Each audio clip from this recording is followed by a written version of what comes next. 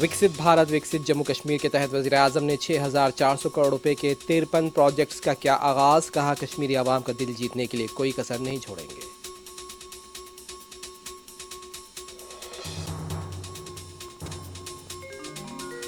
Telangana governor कोटे के तहत कांग्रेस की सिफारिश करदा 2 उम्मीदवारों की नामजदगियों को तेलंगाना हाईकोर्ट ने मुस्तरद कर दिया। फिर से एलामिया जारी करने की हिदायत।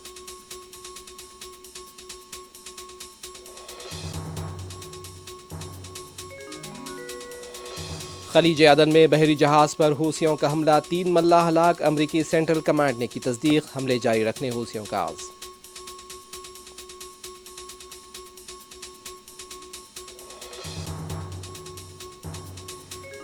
अमेरिका और बरतानिया की जवाबी कार्रवाई। हदीदा इंटरनेशनल एयरपोर्ट पर हमला, हूसियों को जवाब देने अमेरिका का आज़।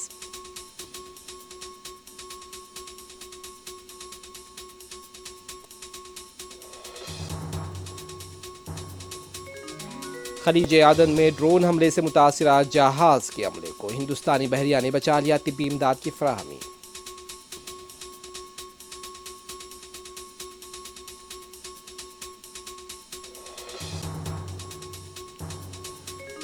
राजेंद्र नगर हुदूद के हिमायत सागर के पास दिल खरार सड़क हादसा, वाटर टैंकर ने कार को दी टक्कर, 3 साल बच्ची जान बहक।